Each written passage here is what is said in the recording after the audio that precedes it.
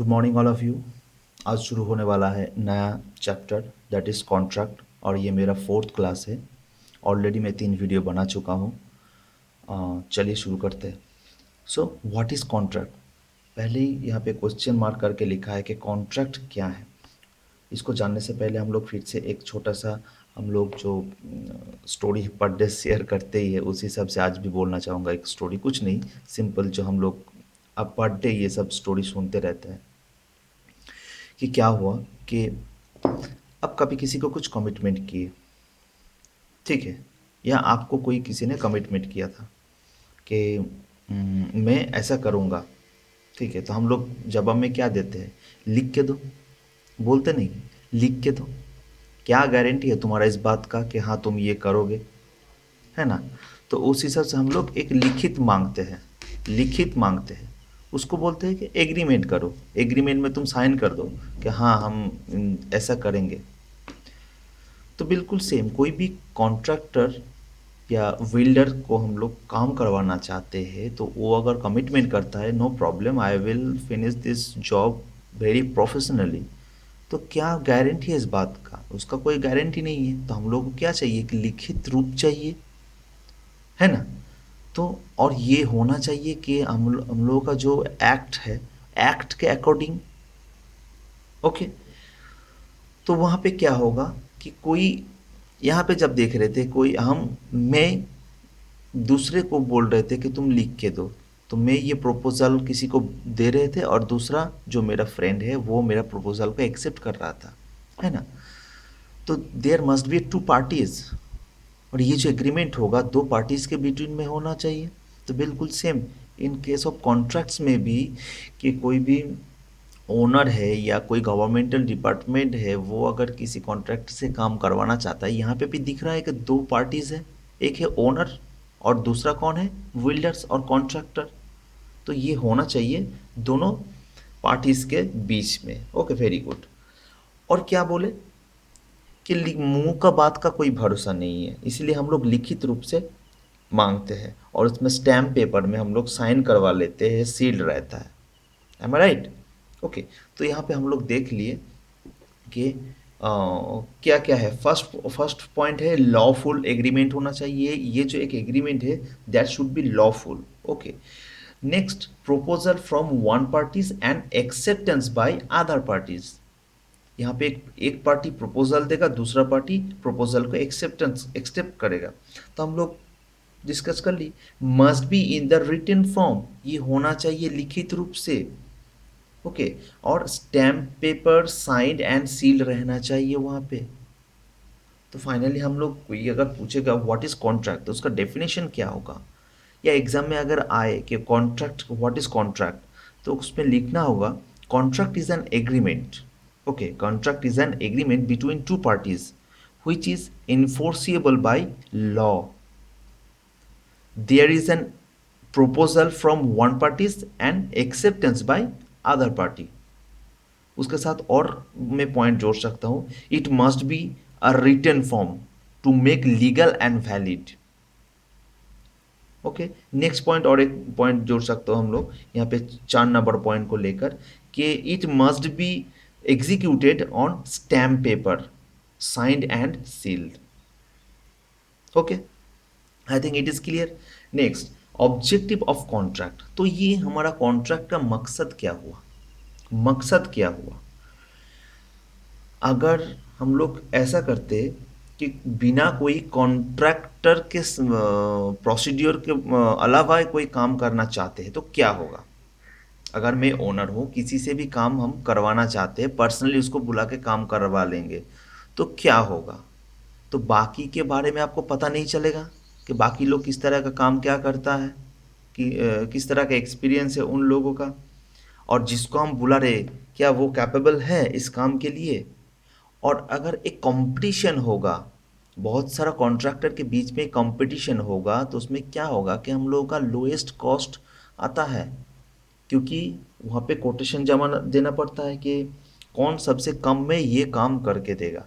तो हम लोग चेक करते हैं सबसे लोएस्ट जो कॉस्ट देता है उसी को ये काम देते हैं। तो कंपटीशन अगर होगा तो हम लोग वो काम को इकोनॉमिकली कर सकते हैं। ओके। और ये जो प्रोसीड्योर है एक लीगल प्रोसीड्योर है, ठीक है। तो वहाँ पे कोई प्रॉब्लम क्रिएट नहीं होने वाला है कि हाँ, कॉन्ट्रैक्ट हुआ था उसके हिसाब से जिस कॉन्ट्रैक्टर को काम मिला है वही काम कर रहे हैं। ऐसा नहीं है कि वहाँ पे कोई बायस्ड होके किसी को काम दिया गया है पर्सनली, ऐसा कुछ नहीं है। ओके। और क्या होता है जब एग्रीमेंट होता है तो हम तो बोल दिए कि डिटेल्स उस एग्रीमेंट में लिखा रहेगा कि हाँ ये मैं काम इस पैसा के अंदर हम कंप्लीट कर देंगे और इस डेट के अंदर कंप्लीट करेंगे, तो वहाँ पे एक टाइम मेंटेन होता है। अगर ये एग्रीमेंट नहीं होता तो क्या वो कॉन्ट्रैक्ट काम मिलने के बाद वो कॉन्ट्रैक्टर का सही तरह से काम करता? नहीं करता। उसका मन चाहे जब भी ख़त्म कर सकता था। नेक्स्ट क्या है कि एक लॉफुल बाउंडेशन रहता है, एक बाउंडेशन रहता है विथ टर्म्स एंड कंडीशन। तो हम लोग एक के बाद एक एक पॉइंट को लिख रहे थे। पहले क्या है, एक फेयर कंपटीशन होता है। ओके। एक फेयर कंपटीशन होता है या हेल्दी कंपटीशन।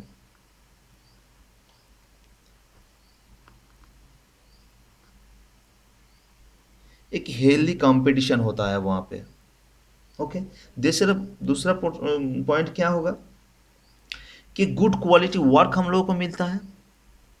ओके। अगर कंपटीशन होगा तो सबसे कौन कंपटीशन में क्या करेगा, सब अच्छा अपना परफॉर्मेंस देने का कोशिश करेगा, तो वहाँ पे गुड क्वालिटी ऑफ वर्क देखा जाता है।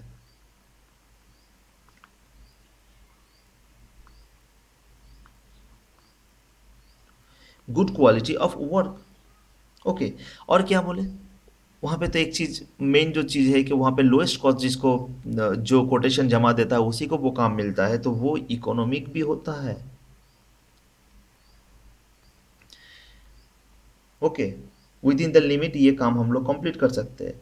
और क्या है वहाँ पे एक टाइम मेंशन भी रहता है कि within this time I have to complete this work, I will complete, ये प्रॉमिस किया जाता है, तो हम लोग बोल सकते हैं completion within the time.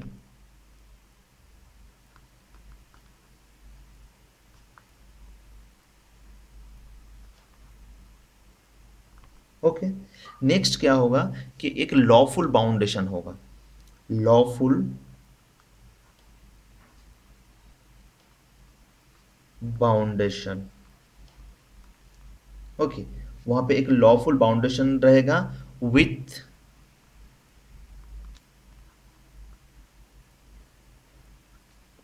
Terms and condition. बहुत सारा टर्म्स एंड कंडीशन उस पेपर में रहेगा। तो ये था मेरा मेन ऑब्जेक्टिव। क्लियर? चलो नेक्स्ट में हम लोग देख लेते हैं कि एक कॉन्ट्रैक्टर के पास क्या क्या होना जरूरी है। एक कॉन्ट्रैक्टर जो ये काम को करने के लिए इच्छुक है, कोई भी काम को प्रपोज किया गया है और बहुत सारा कॉन्ट्रैक्टर वहाँ पे बोला कि हाँ मैं ये काम करने के लिए इच्छुक हूँ। अच्छा, ऐसा तो नहीं है कि ठीक है भाई सबको जो आया है सबको एक्सेप्ट कर लो। उसमें हम लोग को क्वालिटी जजमेंट करना पड़ता है, उसका एक्सपीरियंस देखना पड़ता है कि हाँ ये काम के लायक है कि नहीं। तो contractor must have some capability, contractor must have some financially capable to complete this work. और जो मेन चीज़ है कि हम लोग जो काम करवाना चाहते हैं क्या वो काम को समझ पाया, अगर समझ पाया तो क्या वो उस काम को इम्प्लीमेंट कर पाया, ठीक से कर पाएगा। तो यही सब पॉइंट हो जाता है कि एक कॉन्ट्रैक्टर के अंदर रहता है, रहना चाहिए। तो हम लोग लिख सकते हैं यहाँ पे कॉन्ट्रैक्टर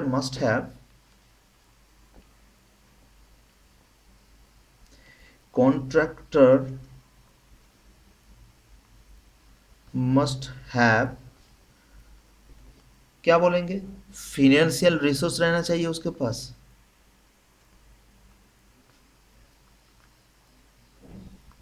फिनेंशियल रिसोर्स रहना चाहिए। सेकेंड, कैपेबिलिटी टू कंट्रोल और capability to do the job. Okay.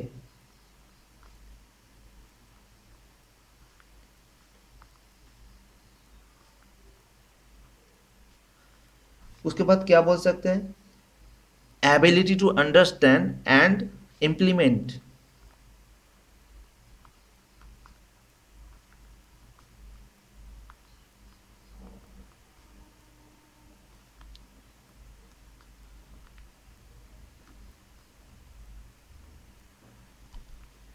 तो ये सब कैपेबिलिटी रहना चाहिए एक कॉन्ट्रैक्टर के पास। तो हम लोग किसी कॉन्ट्रैक्टर को काम देने से पहले हम लोग उसका चेक करते हैं, ये सब एबिलिटी को चेक करते हैं कि हाँ before this job he have any experience और नॉट। ओके, चलो नेक्स्ट में हम लोग चल जाते हैं।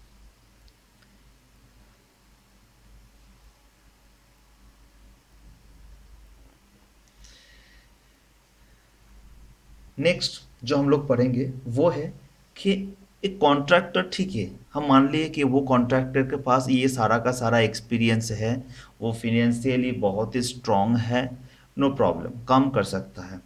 अब वो कॉन्ट्रैक्टर क्या किया, अपना एग्रीमेंट करने के लिए वो अपना जो प्रपोजल दिया था उसका एक्सेप्ट किया और वो अपना कॉन्ट्रैक्ट पेपर को जमा दिया।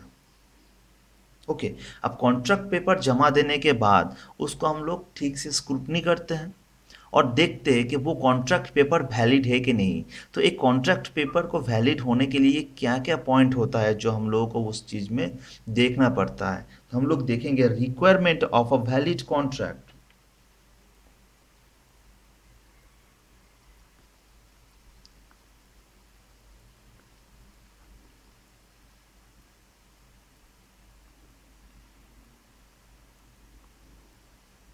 एक कॉन्ट्रैक्ट को वैलिड होने के लिए क्या क्या रिक्वायरमेंट होना चाहिए। ओके, तो पहले हम लोग देखेंगे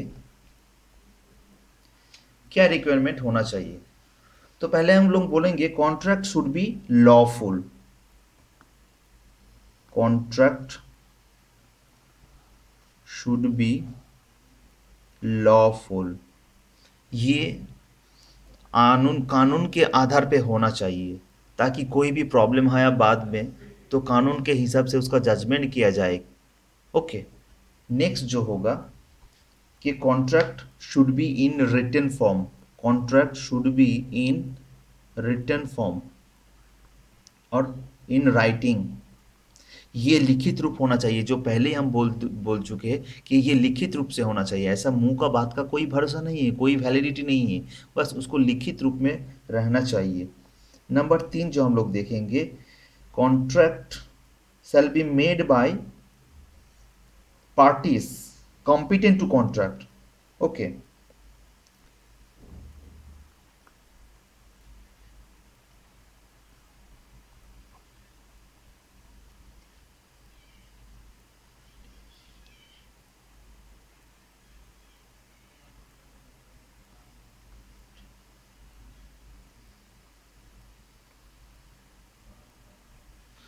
मतलब वो कॉन्ट्रैक्टर का एबिलिटी रहना चाहिए, क्या वो उस काम के लिए लायक है, वो लायकनेस रहना चाहिए कि हाँ वो काम को कर सकता है, उस चीज को देखना पड़ता है। The contractor shall be made by parties competent to contract, he can competent. Okay, 4 number point जो होगा, वर्क शुड बी लीगल। जो वर्क होगा, work should be legal and execution जो होगा, जो प्रोसेस में हम लोग वो काम को कंप्लीट करेंगे, एग्जीक्यूशन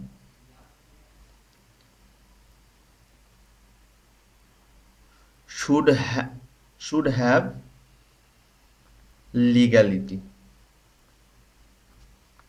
एग्जीक्यूशन जो होगा वो प्रोसेस भी लीगल होना चाहिए, काम जो करेंगे वो भी लीगल होना चाहिए और जो प्रोसीड्यूर होगा, एग्जीक्यूशन प्रोसीड्यूर, वो भी लीगल प्रोसेस में ही होना चाहिए।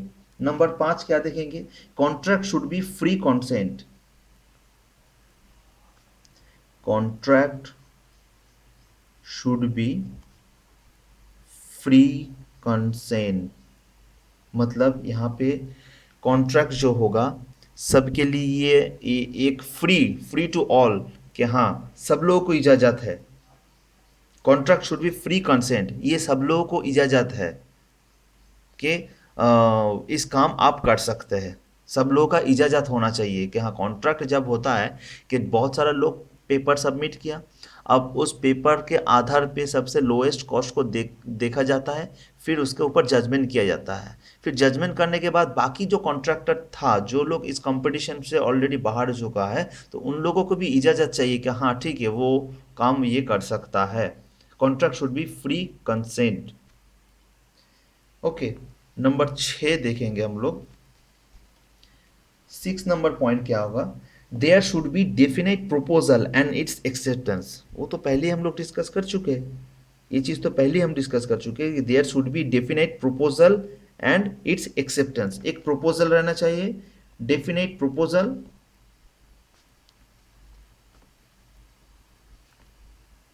And its acceptance. एक एक्सेप्टेंस रहना चाहिए। नंबर 4, जो कॉन्ट्रैक्ट पेपर में जो जितना सारा मैटर के ऊपर लिखा रहेगा वो बहुत सर्टेन एंड मीनिंगफुल होना चाहिए। Okay, the meaning shall be certain.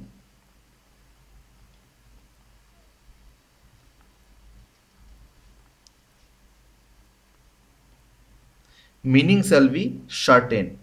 8 number point क्या होगा? It should be balanced on और अनबायस्ड।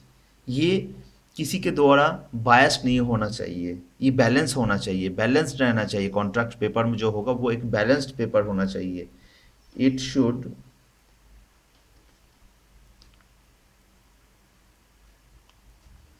बैलेंस्ड ऑन और अनबायस्ड। ओके, तो ये सारा रिक्वायरमेंट है जो हम लोग एग्ज़ाम में ये चीज़ बहुत बार पूछ लेता है। हाँ, तो यहाँ पे और ज़्यादा लिखने का कुछ है नहीं। अगर एग्ज़ाम में आएगा तो इसी चीज़ को ठीक से लिखना होगा। ओके, चलिए अब हम लोग देख लेंगे फाइनली कि कितने तरह का कॉन्ट्रैक्ट होता है। कॉन्ट्रैक्ट कितनी तरह का होता है इसको हम लोग फाइनली अब देख लेंगे कि हम लोग का पीडब्ल्यूडी में कितनी तरह का कॉन्ट्रैक्ट होता है। देखिए, हम लोग पिछले क्लास में, पहला जो लास्ट क्लास था वहाँ पे डिस्कस किए थे कि ये कॉन्ट्रैक्ट जो है, जो काम को एग्जीक्यूशन जो प्रोसेस है, उस प्रोसेस में 4 तरह का प्रोसेस था, हम लोग डिस्कस किए थे। एक था डिपार्टमेंटल प्रोसेस,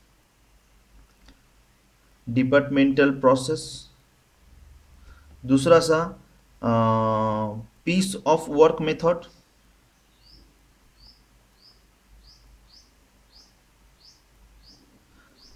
तीसरा था डे वर्क मेथड, एंड चौथा था कॉन्ट्रैक्ट मेथड।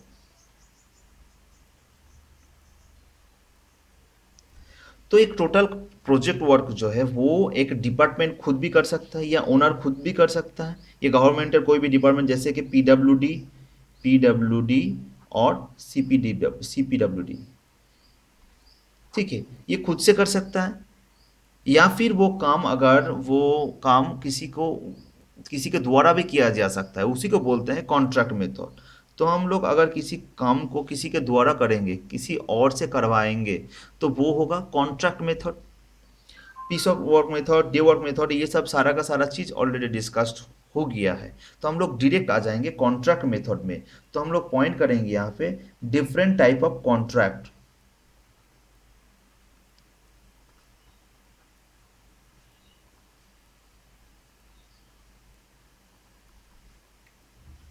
और बहुत अच्छे से इसको हम लोग को डिस्कस करना है, और ये बहुत इंटरेस्टिंग भी है, ठीक है। मैं पिछले 2 साल से मैं इस सब्जेक्ट को मैं अपना क्लास में पढ़ाता हूँ, स्टूडेंट को पढ़ाता हूँ, तो काफ़ी ये सब्जेक्ट इंटरेस्टिंग रहा उन लोगों के लिए। ओके, क्लास में और थोड़ा अच्छा होता है, उसमें और थोड़ा मज़ेदार तरीके से इसको पढ़ाया जाता है। अब ये वीडियो बनाने के चक्कर में ये थोड़ा, बस हम लोग मेन पॉइंट को छुएंगे, ठीक है, क्योंकि वीडियो जितना ज़्यादा लेंदी होगा उतना अपलोड करने में प्रॉब्लम होता है, इसलिए हम थोड़ा शॉर्टकट में इस वीडियो को कंप्लीट करना चाहते हैं। लेकिन इतना गारंटी है कि जो मेन पॉइंट है उसको हम डिस्कस करके रहेंगे।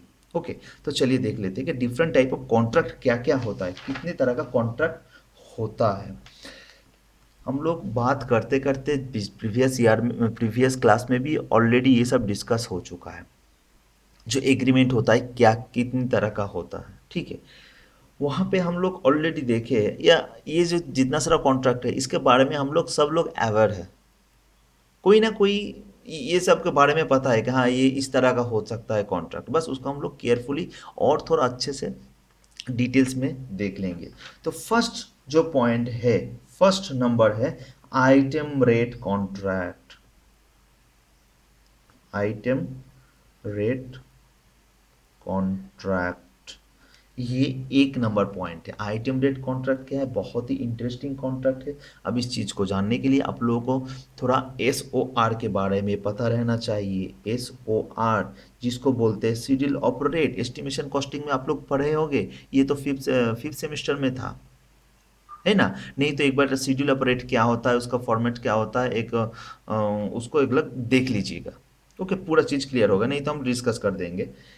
तो SOR के आधार पे आइटम रेट कॉन्ट्रैक्ट किया जाता है। SOR का फुल फॉर्म क्या हुआ? Schedule of rate. दूसरा नंबर जो होता है कि परसेंटेज रेट कॉन्ट्रैक्ट। हाँ, थोड़ा इसके बारे में थोड़ा डिस्कस कर लेते हैं। आइटम रेट कॉन्ट्रैक्ट होता है, आइटम रेट कॉन्ट्रैक्ट होता है ही कि एक टोटल प्रोजेक्ट ऑफ वर्क का बहुत सारा काम को डिवाइड किया जाता है और एक एक काम को आइटम ऑफ वर्क बोलते हैं। जैसे कि हम लोग काम का शुरू में हम लोग क्या करेंगे, एक्सकवेशन करेंगे, अर्थ वर्क होगा, तो वो एक आइटम ऑफ वर्क हुआ कि अर्थ वर्क हुआ। ओके, नेक्स्ट काम हम लोग का क्या हो, फाउंडेशन के बाद वहाँ पे हम लोग PCC करेंगे, तो हम लोग लिखेंगे कि PCC ऑफ फाउंडेशन, इसका एक टर्म देंगे, ये भी एक आइटम ऑफ वर्क हुआ। उसके बाद हम लोग क्या करेंगे, उसके ऊपर फाउंडेशन फाइनली छड़ लगा के कंक्रीटिंग करके हम लोग कॉलम खड़ा करेंगे। ठीक है, तो this are the item of work individual. कहीं पे अगर ब्रिक वर्क हो रहा है तो वो भी एक आइटम ऑफ वर्क है। कहाँ पे प्लास्टरिंग चल रहा है, this is also item of work. Okay, ये डिफरेंट डिफरेंट काम को different different item of work बोला गया। अब क्या है, आइटम ऑफ रेट कॉन्ट्रैक्ट में कॉन्ट्रैक्टर अपना रेट बताता है डिफरेंट डिफरेंट वर्क के लिए। ओके, अर्थ वर्क अगर होगा, अर्थ वर्क के लिए वो रेट बताता है, पर क्यूबिक मीटर में हम इतना रुपया लेंगे। कंक्रीटिंग के लिए, कंक्रीटिंग के लिए पर क्यूबिक मीटर कंक्रीट में इतना लेंगे, तो ये उसका रेट हुआ। तो उस रेट के आधार पे जो कॉन्ट्रैक्ट होता है उसको बोलता है आइटम रेट कॉन्ट्रैक्ट। उसको और डिटेल्स में हम लोग देखेंगे। चलो नेक्स्ट, और क्या है, percentage rate contract. Percentage rate contract, percentage rate contract में क्या होता है कि डिपार्टमेंट क्या करता है या ओनर क्या करता है कि कॉन्ट्रैक्टर को काम दे देता है और बोल देता है इस काम का टोटल कॉस्ट जो होगा उसका कुछ परसेंटेज आपको एज ए प्रॉफिट मिलेगा। ओके, कुछ पोर्शन और कुछ परसेंटेज होगा जो आपको इस काम एज ए फीस आपको मिलेगा। तो परसेंटेज रेट कॉन्ट्रैक्ट ये तो नॉर्मल होता ही रहता है, हम लोगों को पता है कि हाँ ये काम कर देंगे, मेरा कितना परसेंटेज रहेगा। तो क्लियर, और डिटेल से जानेंगे। उसके बाद आता है cost plus percentage rate contract.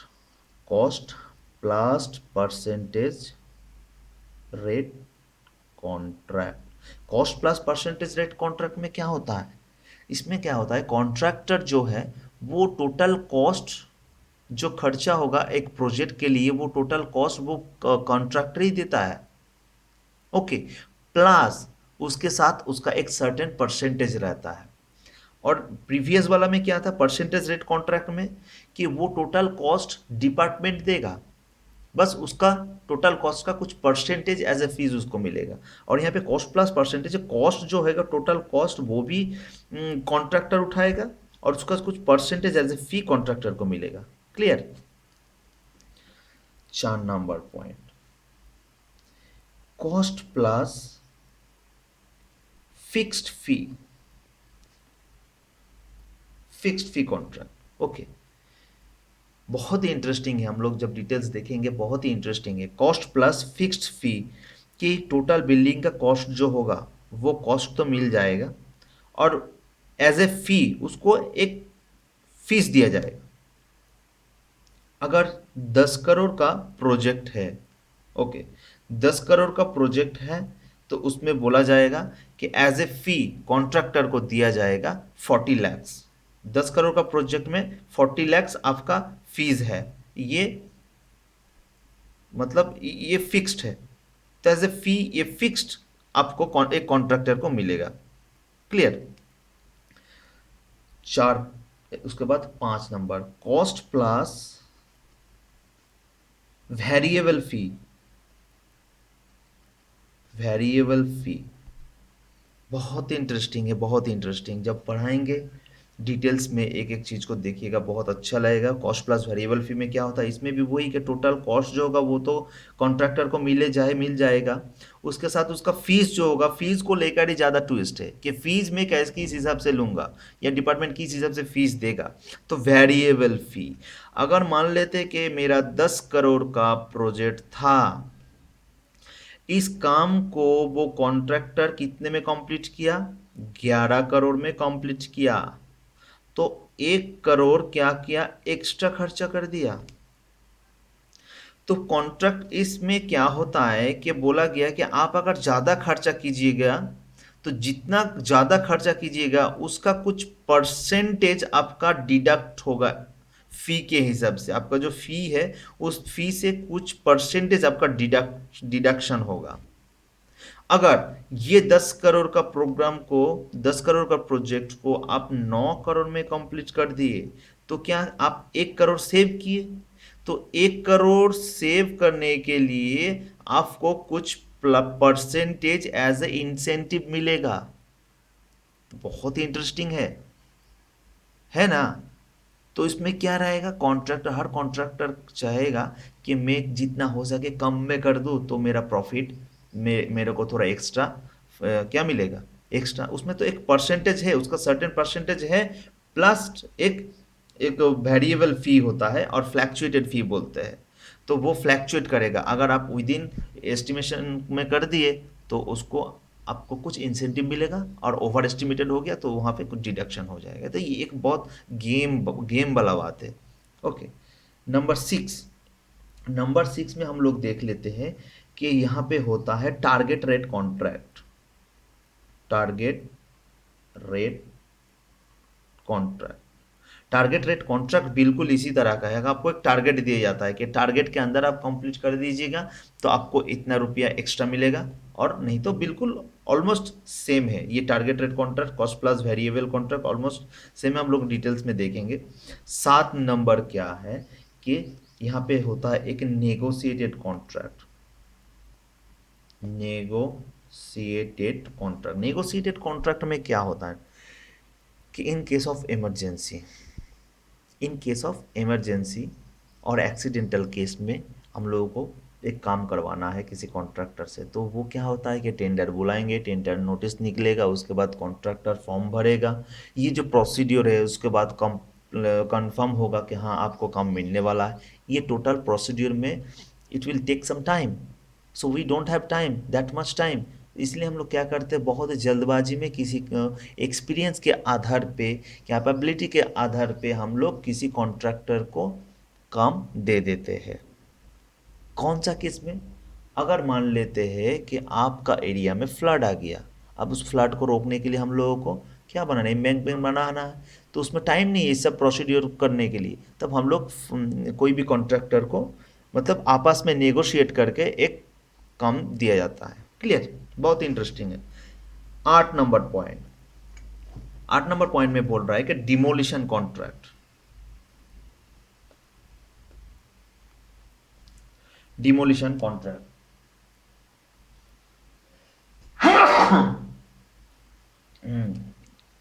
Sorry guys, actually सर्दी लग गया अचानक बारिश होने के कारण में। एनीवे चलो, डिमोलिशन कॉन्ट्रैक्ट, डिमोलिशन कॉन्ट्रैक्ट में क्या होता है, कोई भी ओल्ड बिल्डिंग है, अब उसको हम लोगों को डिमोलाइज करना है, डिस्ट्रॉय करना है, क्योंकि वहाँ पे नया प्रोजेक्ट मे भी बनने वाला है। तो ये काम भी तो किसी को देना पड़ेगा कि आप ये काम करके दीजिए। तो वो ही एक कॉन्ट्रैक्टर होता है, उसको हम बोलते हैं कि आप ये डिमोलाइज कर दीजिए, और आपको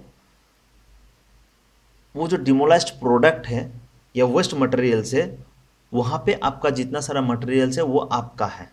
तो वो एक एस्टिमेशन कॉस्टिंग करके देखेगा कि वहाँ से मैं क्या कितना प्रोडक्ट निकाल सकता हूँ, तो मेरे पे कितना चार्ज होगा। अदरवाइज बोलेगा कि मैं डिमोलाइज कर देता हूँ, मेरे को पैसा दे दीजिए। यही होता है।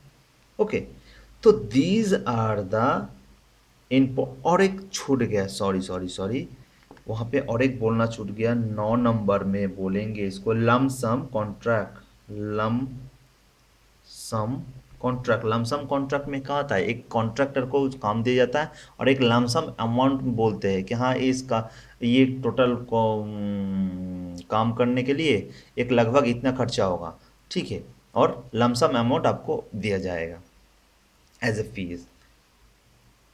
तो फिर ये जनरली के स्मॉल प्रोजेक्ट के लिए ही होता है। लमसम अमाउंट हम लोग कब पकड़ पकड़ लेते हैं, कोई भी नॉर्मल केस में, है ना। तो एक छोटा प्रोजेक्ट के लिए, स्मॉल प्रोजेक्ट होगा तो वहाँ पे लमसम कॉन्ट्रैक्ट किया जाता है। और एक कॉन्ट्रैक्ट है, बहुत ही इंपॉर्टेंट कॉन्ट्रैक्ट है, लेबर कॉन्ट्रैक्ट। लेबर कॉन्ट्रैक्ट में क्या है, लेबर कॉन्ट्रैक्ट में बोला जाता है कि मटेरियल्स जो होगा, मटेरियल्स जितना इक्विपमेंट वो डिपार्टमेंट प्रोवाइड करेगा, और only man power, expert, technician जो होगा वो कॉन्ट्रैक्टर प्रोवाइड करेगा। तो उस हिसाब से ये कॉन्ट्रैक्ट होता है। ओके, उसको हम लोग बोलते हैं labour contract. These are the contract. Next class में हम लोग डिस्कस करेंगे आइटम रेट कॉन्ट्रैक्ट के बारे में। एक एक कॉन्ट्रैक्ट को हम लोग ठीक से क्लियरली पढ़ेंगे। ओके, सो मिलते हैं नेक्स्ट क्लास में।